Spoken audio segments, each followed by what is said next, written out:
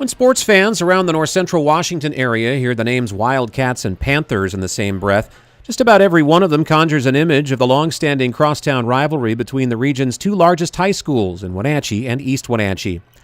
But it was a different breed of Panther that went prowling for points inside the gymnasium at Eastmont High on Friday night as the home Hardwood Cats played host to the Mead Panthers from Spokane. After the opening tip was pawed to the Wildcats, who missed a dunk attempt only seconds into the game, the visiting felines showcased some nifty rebounding and a bit of bullseye aim in going on a 7-0 run and were shutting out Eastmont until the Cats finally hit their first field goal 3 minutes and 6 seconds into the initial stanza. After the ice on the home side of the scoreboard had finally been defrosted, Mead tallied 4 more unanswered points to build a sizable lead of 11-3, 3 minutes and 32 seconds into quarter number 1. But after stumbling out of the gate and falling back by 8, the Wildcats suddenly sprang to life and quickly started packing the cotton at their end of the floor, going on a 10-0 run, which was fueled in part by junior guard Oscar Calvillo and senior forward Kalen Massey, which vaulted Eastmont into their first lead of the contest late in the first quarter.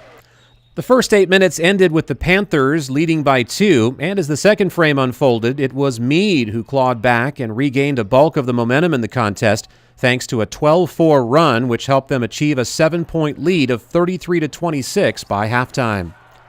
During the intermission, whatever inspirational X's and O's head coach George Juarez drew up must have been especially empowering, as Eastmont came out Wildcat strong to open the second half, racking up buckets at a furious clip to catapult back in front with an 8-0 run in the first 67 seconds of the third quarter, including 5 points from junior forward Isaac Wellborn. Eastmont would remain white-hot from the field and extended their string of unmatched points to 13 over the first 2 minutes and 16 seconds of the third, with the help of junior guard Trey Haberlock's dead-eye accuracy from what seemed like intercontinental distances.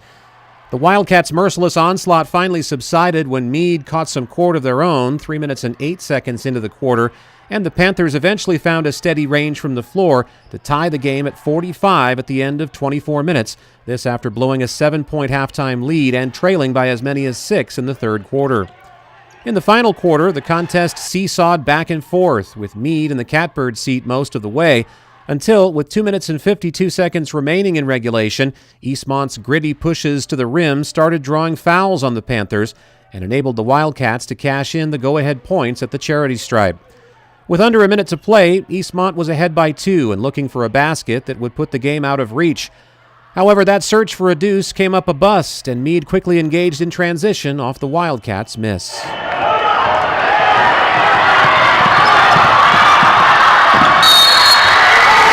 Trey Haberlock's concrete feet drew a charging call, and after an immediate foul on the ensuing inbounds pass put Wellborn at the line, the Wildcats were again given another opportunity to ice the game in their favor.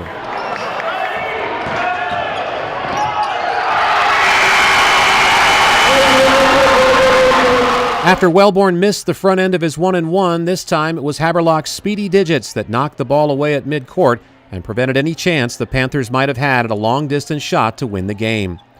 Eastmont's impressive 57-55 victory upped them to a perfect 2-0 on the season before traveling to the Yakima Valley this evening for a showdown with the Eisenhower Cadets.